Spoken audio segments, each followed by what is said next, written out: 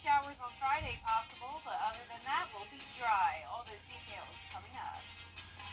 Now at 10, a local nonprofit is helping the community keep up with their mammogram screenings, what you need to know. Also ahead, groundbreaking for a new fire station in Augusta. We take you there. And Golden Harvest donated $40,000 today. Find out which organizations received funding. The details of your news at 10 starts now. Live from Television Park, this is WJBF News Channel 6 at 10 on MeTV. Good evening. I'm Bria Smith. Thanks so much for joining us tonight. Coverage you can count on begins with the National Breast Cancer Foundation Incorporated, showing more than 300,000 women and nearly 3,000 men will be diagnosed with breast cancer this year alone.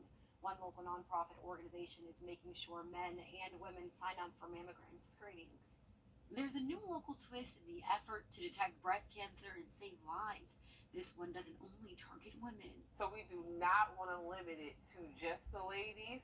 We do want the men to come out and be able to get screened too, because it affects men as well. Jamila Dukes is the president of the Columbia County Health, Wellness, and Fitness Expo. She says the event includes free mammogram screenings. All you have to do is sign up. We are in need of women and men to sign up, because in order for us to get the mobile unit out, we have to have a certain amount of participants. Piedmont Augusta will be partnering with the nonprofit, providing screening resources. Whether you're not insured, underinsured, or completely insured, organization leaders encourage you to get checked. We provide these services for you to be able to come out and partake of these services. So the requirement is for you to be 40 or older, because that's usually the age that they say that we should start to get yearly mammograms to make sure and to take preventative measures that we don't have cancer. The pop-up will be held at Evans Town Center Park on May 8th. We have information on our page that you can go and check out, and you can register and sign up today. We are in need of at least 20 more women to come out and join us. I will be doing my first mammogram because I am approaching 40. So I will be doing my first mammogram at this event as well. So we are participating in the event as well as giving it. Registration for a screening slot ends tomorrow, April 25th. You can visit the organization Facebook page at Columbia County Health, Wellness, and Fitness Expo. A prior version of this story included a claim from a healthcare advocate that deodorants can cause breast cancer. The National Cancer Institute says there is no scientific evidence to support that claim. Time now for a first check of the forecast. Here's meteorologist Jennifer Chachi. Jenna, it was a pretty day today. Yeah, very pretty, very warm as well. Of course, we started out this week with some very chilly mornings, but that's about to no longer be the case. We're definitely warming up a good bit.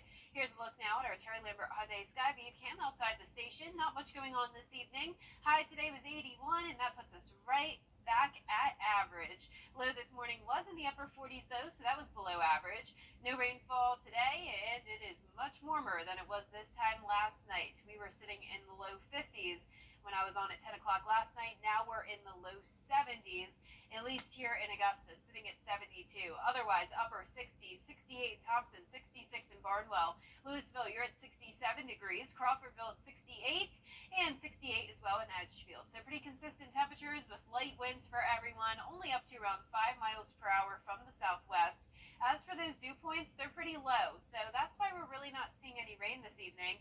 Dew points need to be in the 60s for us to get a bit of rain, and notice on satellite and radar, we're only seeing a few sprinkles here and there. Now into Jefferson County, that rain is trying its best to expand, but overall a mostly dry night, despite the fact that we have a cold front passing by. So really not much rain associated with this front. A little bit more shower activity in the upstate and into North Carolina. High pressure is still down to the south of us, so overall some pretty dry conditions in store. Mostly sunshine tomorrow, warming up to the 80s once again, and we'll continue to see the warm temperatures all into next week. I'll have details on that with a look at the 10-day coming up, but back to you, Bria. Thank you, Jenna. A shooting investigation is underway in Washington County. It happened just last night at the Regional Medical Center. According to the GBI, Jacob Henson, an inmate from the state prison, was being treated for injuries when police say he struggled with a guard and gained access to a weapon. A second guard used deadly force to stop him. One officer was injured. The GBI is now investigating.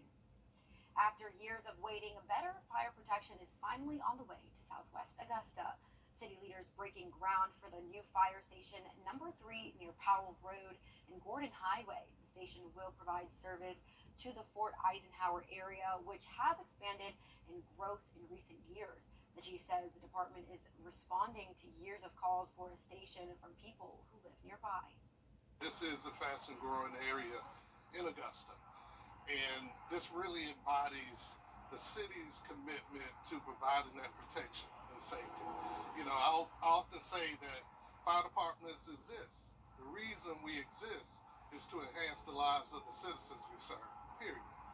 Chief Burden says since the city is seeking sealed bids, he did not want to quote a price for the station. Once works begins, construction is expected to take a little more than a year. Aiken's iconic downtown buildings are set to hit the market. 20 local food pantries, churches, and programs received grants up to $40,000 each today. More than $340,000 in grants were given at Golden Harvest's Food for Forever Fund Luncheon today. Hannah is here with more. It's an endowment fund that started when someone left Golden Harvest $500,000 in their will in 1998. Now it's grown to more than $3 million. Its purpose? To help agencies who draw food from Golden Harvest. And each of you who are going to receive money today represent that hope with which I came to Augusta and founded Golden Harvest. Furman believes this is especially critical for rural areas. But in the rural areas, the resources are few and far between. And so this is a way to jumpstart the dreams that people in rural areas also have to help their people in need. One of those rural organizations is Family Connection of Glasscock County that received $40,000 for a walk-in cooler. And so now what we will be able to do is have a storage area for, produce and fruits and vegetables. So we're very rural. So by having this, we're going to be able to offer our local citizens a better variety of fruits and vegetables, and we all know that those things are so important to a healthy diet. Broken Shackle Ranch, a boys' home in Washington County, received more than $17,000 for new kitchen equipment. We built our cafeteria in 2000, and we have the same oven and stove that is in disrepair. So this is going to replace those two items that are in desperate need. We've served over 10,000 kids in our 40 years. My parents started this when I was 5, so my entire life I've eaten food bank food, so it's been awesome. Altogether, organizations from 12 of the 25 counties the food bank serves received money to help with food pantry storage, expansion, transportation, and more. And this is what the Food Forever Fund really is about. It's challenging the people of our community who care about the hungry now. Why not care about the hungry in the years to come? And to be remembered as a person who loved those who are in need. Stay with us. How a new bill is helping to crack down on human trafficking in Georgia. After the break. And mostly dry days ahead, only a few showers possible on Friday, staying very warm as well, and even getting close to 90 degrees next week. All the details right after the break. At Lionel Smith, limited to only the finest in men's clothing.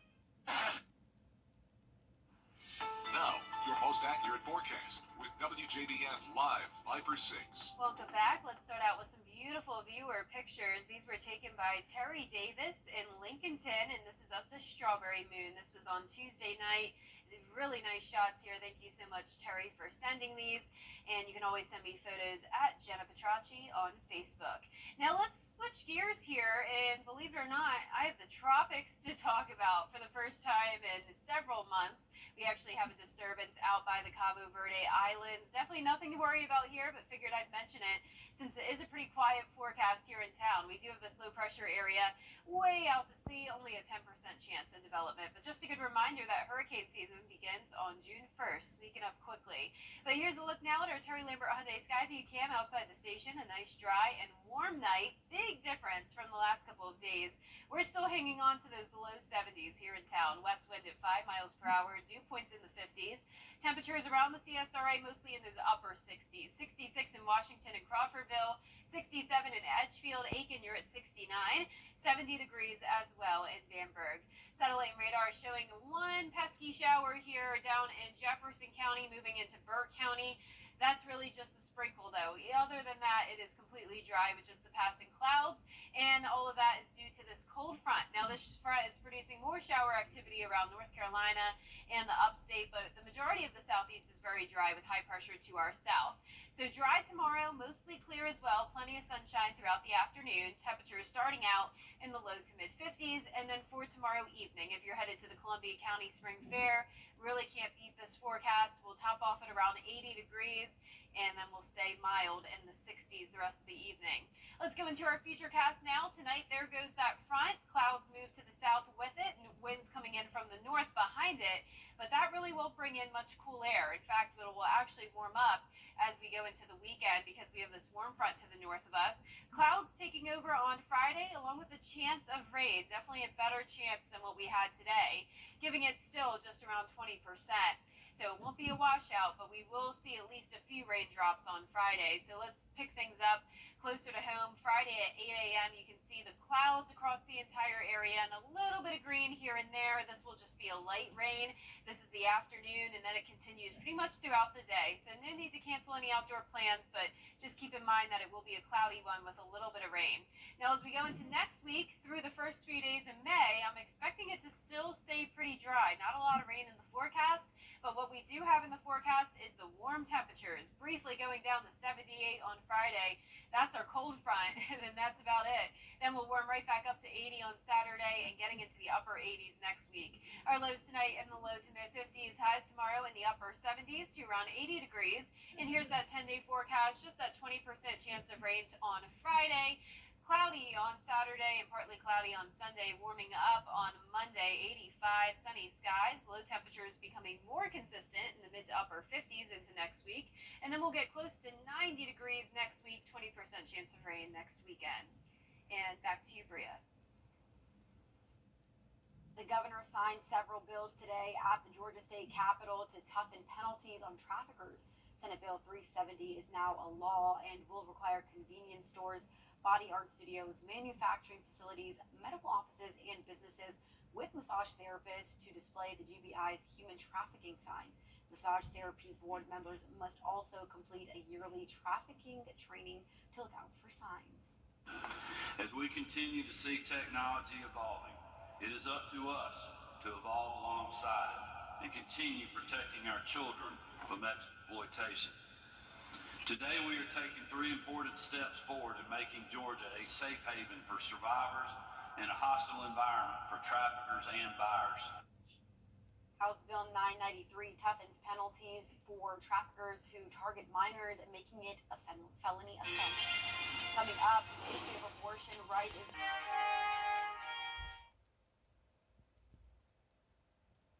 The issue of abortion is back before the Supreme Court today. The justices heard oral arguments on whether Idaho, one of several states that have enacted an abortion ban, can deny women emergency abortions if their lives are not immediately in danger. Raquel Martin with more. This is only the second time the Supreme Court has taken up an abortion case since they overturned Roe v. Wade. The case directly pits the Biden administration against Idaho's abortion ban. Protesters from both sides of this debate gathered outside the court today. This is just the second. Coming up, our Scholar Athlete of the Week, and the AU women's golf team puts their dancing shoes on for the NCAA tournament. Cancer prevention is for all America. Wow, get ready for spring and summer at Carolina Pottery. Decorate on a budget with great deals on a full selection of lawn and garden decor, including outdoor pots, cushions and pillows, garden flags, and more. Visit carolinapottery.com or a store near you. At WJBF's Television Park Productions, our mission is to provide local businesses with top quality video and digital content at an affordable price. With decades of experience, our award-winning creative team will guide you step by step through the creative process, resulting in a successful marketing message for your brand. Over the years, we've helped hundreds of local businesses expand their voice. Visit WJBF.com/creative to find out how we can do the same for you. Now, WJBF sports coverage you can count on. The NFL Draft begins Thursday night in Detroit. You can watch the first round right here on WJBF News Channel 6 beginning at 8 p.m. No first-round pick for the Carolina Panthers. The Atlanta Falcons own the number 8 overall pick. Rounds 2 and 3, also right here on News Channel 6 at 7 p.m. on Friday. The final rounds on Saturday at noon. The Augusta University women's golf team going dancing. They learned Wednesday that they will be the number 10 seed in the NCAA tournament. The East Lansing Regional Jags won the Southland Conference title to earn an automatic bid. The 3-day event begins Monday, May 6th, hosted by Michigan State. After 54 holes, the top 5 teams will advance to the NCAA championships in California. Congratulations to Augusta Prep senior Annie Trapp, signed this week to run cross-country and track at the College of Charleston. And she holds multiple Augusta Prep running records, including winning her 4th consecutive GIAA cross-country individual championship in the fall. She'll compete in the 2024 state track and field meet Thursday through Saturday.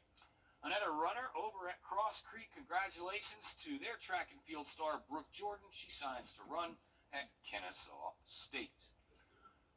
This week's WJBF Scholar Athlete of the Week is Hepzibah High School's Zanaya Mullins.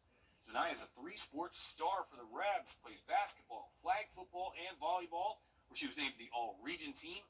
In the Lincoln County Christmas Tournament, she was the MVP and was given the Coaches Award. In addition, she is also a battalion commander in the JROTC and an excellent student with a 3.7 GPA. And those who know her say she is a leader everywhere she goes. It feels really good to know they have someone good to look up to. They have a role model that they can follow. And I'm proud of myself for all that I've accomplished this year. And I thank everybody who has motivated me to get here. It's been rewarding to see how people just flock to her, how they see the light in her, and they just love her. And I love and really enjoyed watching her grow. From her starting her freshman year, she was kind of put in the role of being part of a leader on all the sports levels she was playing at. And a lot of the kids looked up to her. And so that's just her leadership role starting from the beginning. Well, it's outstanding because she's a 4th-year cadet, and she's currently the battalion commander, which means she's in charge of all the cadets, over 110 cadets. And to see her mature over these last couple of years is just outstanding. She's just so versatile and such a good leader. The students who, her teammates, just have respect for her because of her work ethic and the way she challenges herself and accepts whatever challenge is put in front of her. And she'll attend basic training after graduation. Then in October, head to Georgia Military College to become a 2nd lieutenant in the Army. Huge congratulations to her and her family. Giving your... The CSRA is full of amazing women. Women who inspire. Women who innovate. Women who lead. That's why News Channel 6 brings you Women to Watch. On the last Wednesday of each month, News Channel 6 recognizes local businesswomen who are making a positive impact in our community. Nominate someone today at WJBF.com. Sponsored by Goodwill. We experienced technical difficulties for our last story. The issue of abortion is back before the Supreme Court, and anti-abortion rights advocates gathered outside the Supreme Court today. Meanwhile, inside, the justices weighed if Idaho can prohibit emergency room doctors from providing abortions if a woman's life is not immediately at risk.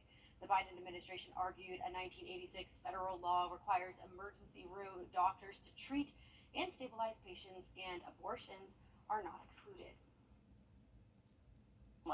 Idaho is doing is waiting for women to wait and deteriorate and suffer the lifelong health consequences with no possible upside for the fetus. It just stacks tragedy upon tragedy. Idaho's Attorney General says the state's abortion ban already makes exceptions when a woman's life is in danger and argues that the federal government is out of bounds. The Supreme Court has not said if Idaho law violates federal law, but the court's opinion is expected in June.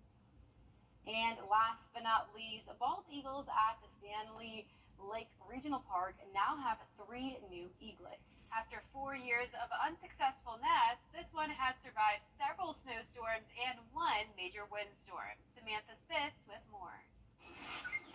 At Stanley Lake Regional Park, people come from all over to enjoy everything this area has to offer. Well, not only is the lake beautiful and the trees and everything, but you get to see wildlife. And for Steve Gunning, it's all about the bald eagles who call this place home. Every summer we see the eagles soaring. And soon to be 3 more. That's super exciting. Stanley Lake Superintendent Michael Gately So we're heading towards the eagle blinds. says their popular bald eagle pair has had 3 eaglets. So the last 4 years have definitely been hard on the community, on staff, on really everyone that's observing. The past 4 years, inclement weather, a change in parents, and unknown illnesses have made survival difficult.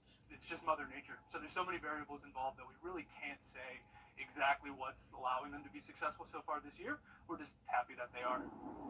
This year already posing its challenges as high winds tore through much of the state, causing downed power lines, fences, and even trees just 2 weeks ago. We were very scared. During that entire period, we had the rangers going out and checking on the eaglets or the entire nest on a constant basis to make sure that the nest was still standing. Weathering the storm and growing stronger by the day. We're still watching and waiting, cautiously.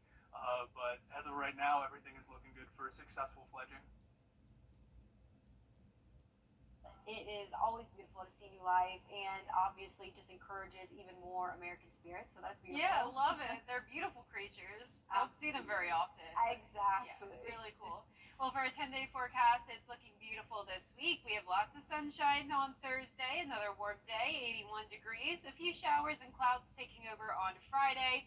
Briefly going down to 78 degrees, but for the most part, lots of 80s this week and next. Mostly cloudy on Saturday, sunshine on next Monday as we warm into the mid-80s, and then even upper 80s, getting close to 90 degrees later on next week. So definitely feeling more and more like summertime. I really like this forecast, Bria. There's not much rain.